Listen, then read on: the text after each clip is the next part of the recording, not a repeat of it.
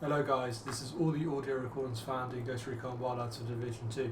If you enjoy it, like, comment, subscribe for more Division 2 content. And, oh yeah, I forgot to mention, unlocking the SHD parachute. Everything had been pretty stable. Once everyone who was going to die had died at least. Even my parents. We'd all lost at least one parent. That may explain what brought all of us together. 7 kids like the 7 days of the week. And a duty for each one of us. All between 9 and 12 years old. We always moved together. The Murtaugh twins, Nora and Wiley, and the other 3 kids in the group. Shelby, Ivan, Amelia, and me, Violet. Ivan leaned on Amelia. She was his big sister.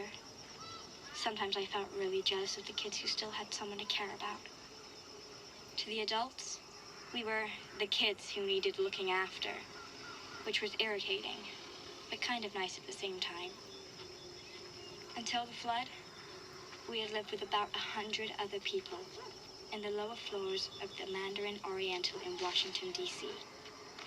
The outside of the hotel was boarded up and fortified, and JTF soldiers often stopped by to make sure things were okay. It's funny how okay sounds like it could be worse when your entire world is collapsing. They got water from rain barrels. It was a pretty safe place compared to some.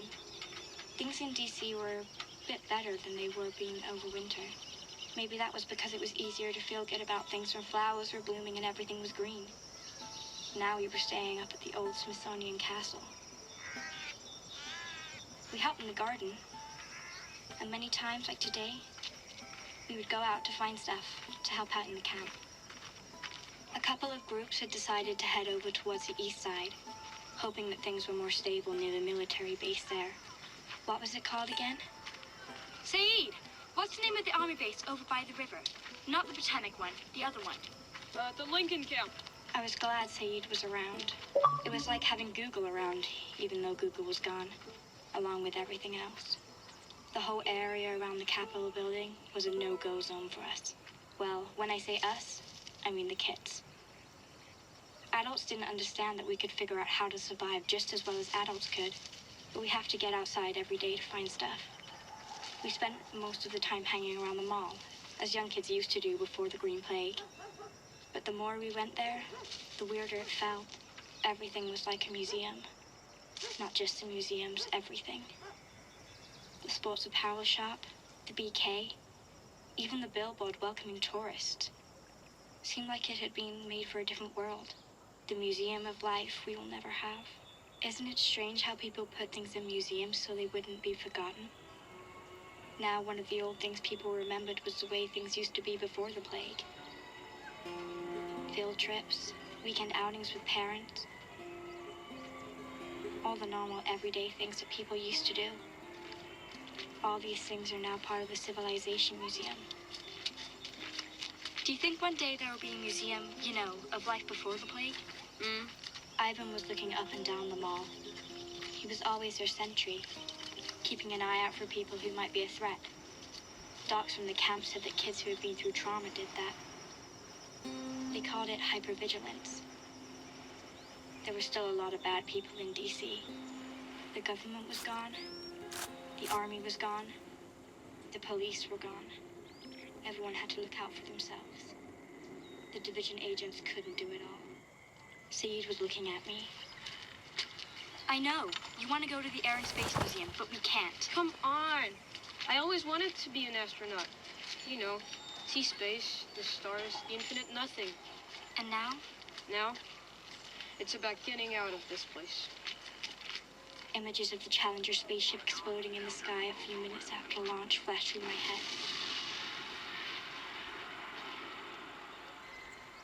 As if even the image of hope was sullied. The Air and Space Museum was one of our no-go zones. Supposedly, bad people had taken it over as well. We can't go there on our own. It's too dangerous. Dangerous? Compared to what?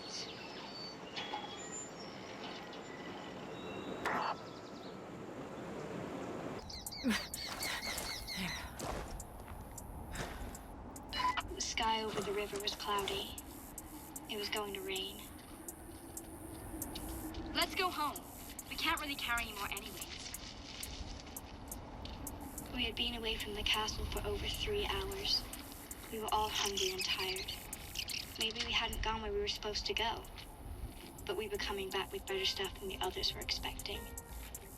The others is the way we like to talk about the adults. It's not as if we are not a group. They're just so protective that most of the time we feel like they're just looking down on us. Whatever. The grocery bags were stuffed full of dandelion greens, and we even found a ton of cattails. I guess none of us had ever thought of eating cattails before. One of the women at the castle, Louisa, had taught us what to look for.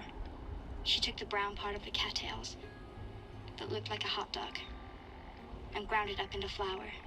Cattail pancakes were on the menu at the castle now, and to be honest, they were okay. Why don't we cut through the White House? Maybe because the place is full of armed men? Come on, it's just JTF, guys. There's nothing to be afraid of. They'll be faster. Well, it's still men with guns. Not all men are bad. You know that, right? True, only men with guns. And what about the guys from the division, Our dad is from the division, and he's a good man. We are not going through the White House. End of discussion. And why do we still call it the White House? It's not even white anymore. All of the kids lost their parents, and all of them made up stories about their parents to make themselves feel better. Ivan and Amelia never stopped talking about their dad. A division agent fighting at NYC. We all knew their dad was dead, but no one wanted to be the one to tell them. It was kind of a pact between us, to not break each other's illusions. They were our security blanket, the ones that helped us fall asleep at night, and the ones that gave us faith to wake up in the morning. Even I had a security blanket, but it was not my parents. In the first couple of days after things started to get bad, my mom was already sick then, and my dad caught the dollar bug soon after. Both of them were dead a week after Black Friday. The people running the quarantine site kept me there for another 2 weeks. This is how I met the other kids, the other orphans. I know, it's weird, but I feel like I have to use this word, because it was true, and I had to face the truth. My parents were dead. I had seen them die.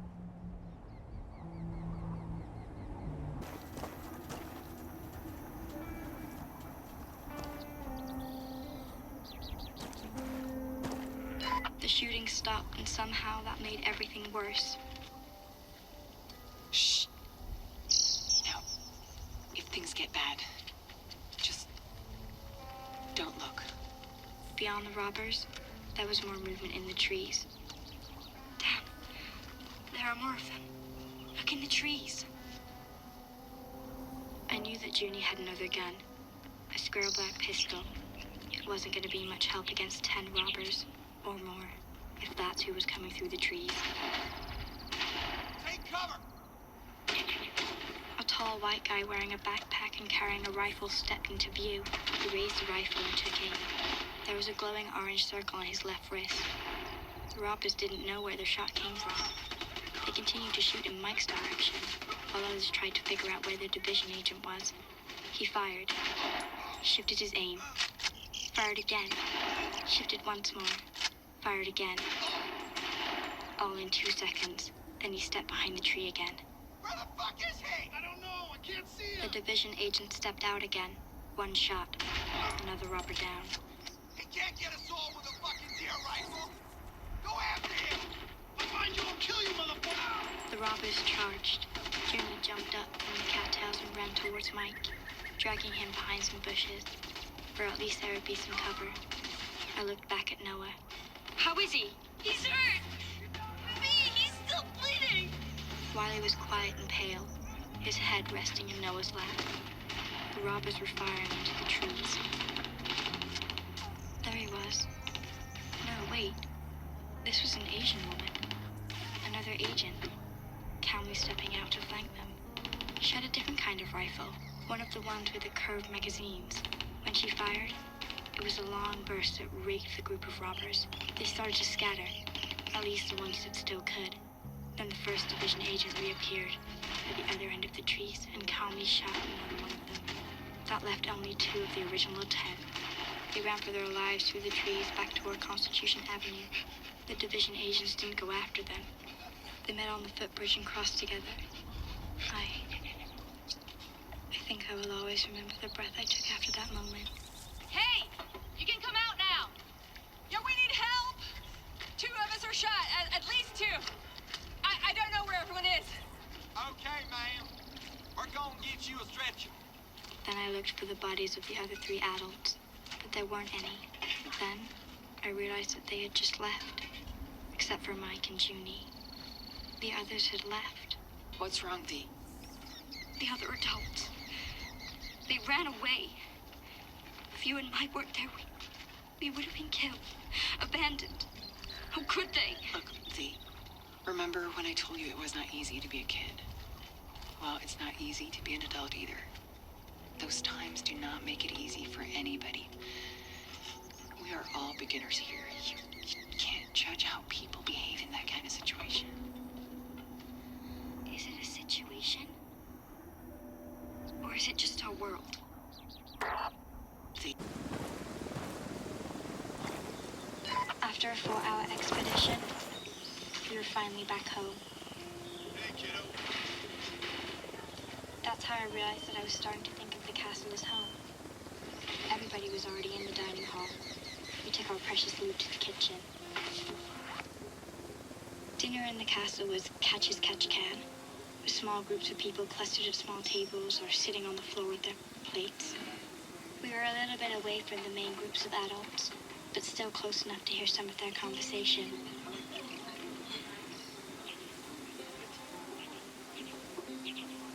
This was a good way to learn things adults didn't want us to know. Lunchtime had become kind of a prime time, breaking news TV show. Junior was at the table near one of the gallery's big windows, deep in conversation with 3 others. One of them was Mike Walker, who had led a group from the Mandarin Hotel to the castle after the flood. That was almost 3 weeks ago. We have to be careful. There was already pressure from over toward the capital, and now they've taken over the Air and Space Museum. Won't be long before they come here. maybe not. We don't have anything they want. They're not just bandits, Junie. They don't want to steal anything from us. They're lunatics who want power. So what? So they're gonna go looking for people they can have power over. Shh. Don't shh me. I know they are, Mike. And I think if we keep our heads down, just go about our business, we can trust the JTF to keep things under control. Anyway, this is a conversation for another time. If you say so, seems to me they should know. They already know a lot more than they need to. We're the adults. We should protect them when we can. Junie. There are mass graves 200 yards outside the window.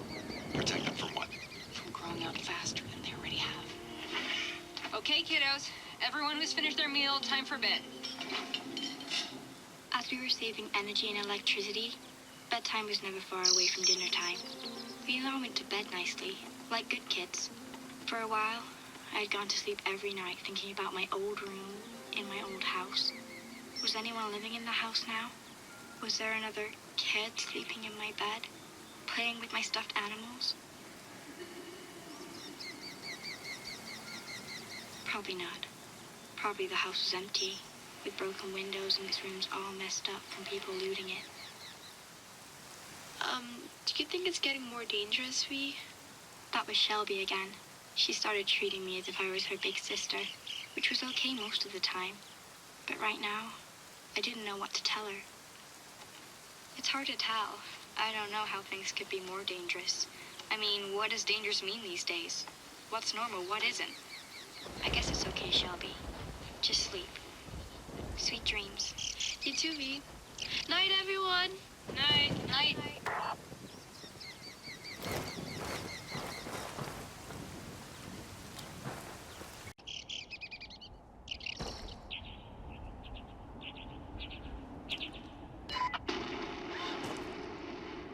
What the hell? Is everyone okay? I'm okay. Syed, look! Saeed pointed to the window. There were flashes and fire near some of the museum buildings across the mall from the castle. The sky seemed to be painted in red and orange. Then the fire and screams got closer and closer. It was as if the whole fight was moving like a tornado in one direction and then another. A wave of possibilities. It felt like the end of a basketball match, when the ball is bouncing on the hoop and the buzzer has already rung. Outside on the castle grounds, there were armed adults watching the battle. That meant they were worried. What do we do? Junie came in and shut the door behind her.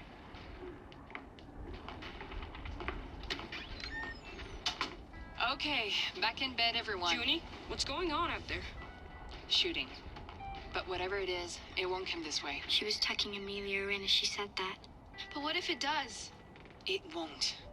Look, there's a lot of arguing sometimes about what we should do. And you know why? Because none of us ever had to do it before, so we all have to learn. Junie settled herself on a long couch at Shelby's feet. Mike and I don't always agree on how to do things. That's natural. But we both want the best for everyone in the castle, especially you kids. You didn't make this world, but you're going to be the one stuck with it. Thank you, grown-ups. But you're doing good. You're sticking together. You'll be all right. I hear President Mendez is getting things under control. Pretty soon there might be a Congress again. Then we can get back to moaning and groaning again about how dumb they are. And what if there's no one left to groan?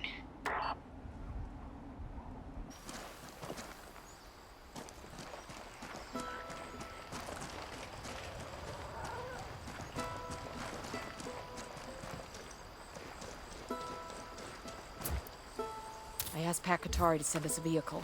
On drone.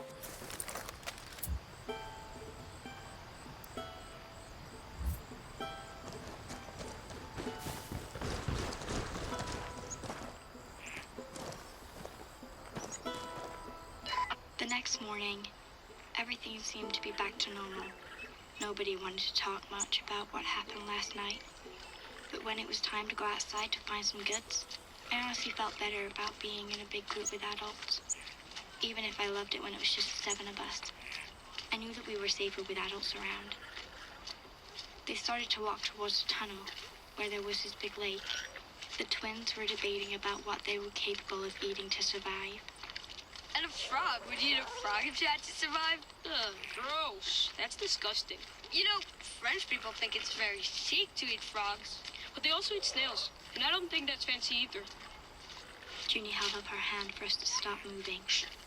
Stop talking. Stop anything we were doing.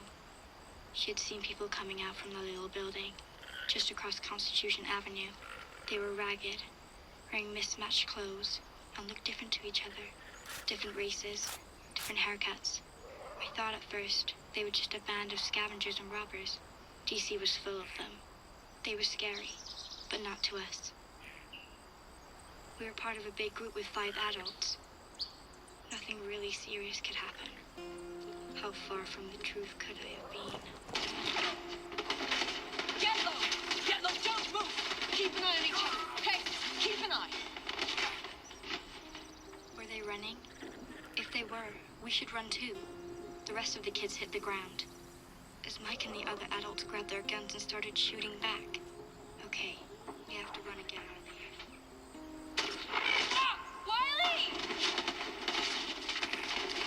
I ran to Wiley, but I couldn't stop thinking about the bullets. I always thought that if I found myself in this kind of situation, I would be brave and do what I had to do. The truth is, courage is a lie. I was literally pissing in my pants. I find Wiley and the cattails. They were full of blood. Scared me to hell. I had to lie down and press on his wound. They shot me. Listen to me. You're okay. It hurts.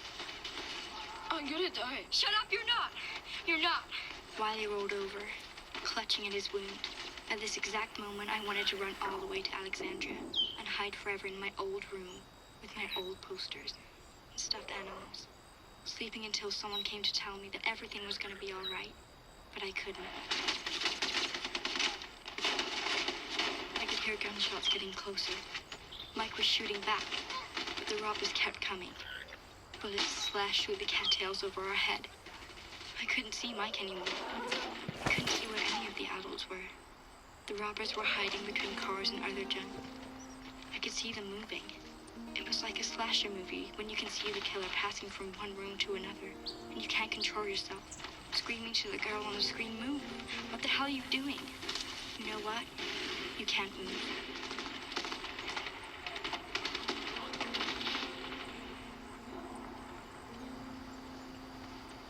Wrong part of town to pick flowers, don't you think?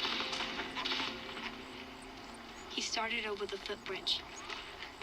The rest of the robbers behind him. It was at that moment that I knew I was going to die. We were all going to die.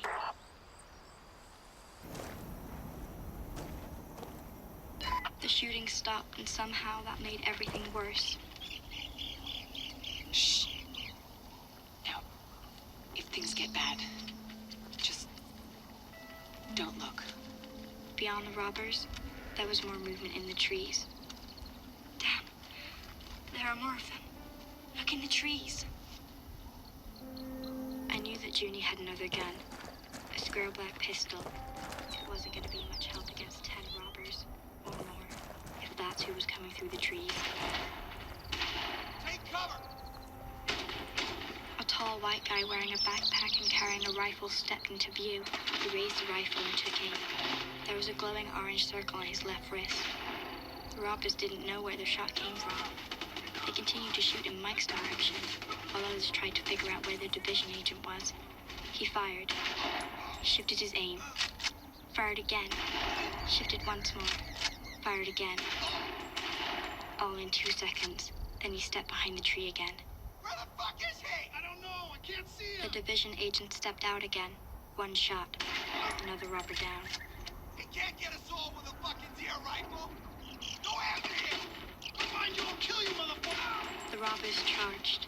Junie jumped up from the cattails and ran towards Mike, dragging him behind some bushes, where at least there would be some cover. I looked back at Noah. How is he? He's hurt! Me, he's still bleeding! Wiley was quiet and pale, his head resting in Noah's lap. The robbers were firing into the trees. There he was. No, wait. This was an Asian woman. Another agent. Calmly stepping out to flank them. She had a different kind of rifle. One of the ones with the curved magazines. When she fired, it was a long burst that raked the group of robbers. They started to scatter. At least the ones that still could. Then the first division agent reappeared at the other end of the trees and calmly shot another one of them. That left only 2 of the original 10. They ran for their lives through the trees back toward Constitution Avenue. The division agents didn't go after them. They met on the footbridge and crossed together. I think I will always remember the breath I took after that moment. Hey! You can come out now! Yeah, we need help! 2 of us are shot, at least 2. I don't know where everyone is. Okay, ma'am. We're gonna get you a stretcher. Then I looked for the bodies of the other 3 adults, but there weren't any. Then I realized that they had just left, except for Mike and Junie. The others had left. What's wrong, V? The other adults. They ran away. If you and Mike weren't there, we would have been killed. Abandoned. How could they? Look, V, remember when I told you it was not easy to be a kid? Well, it's not easy to be an adult either. Those times do not make it easy for anybody. We are all beginners here. You can't judge how people behave in that kind of situation. Is it a situation? Or is it just our world?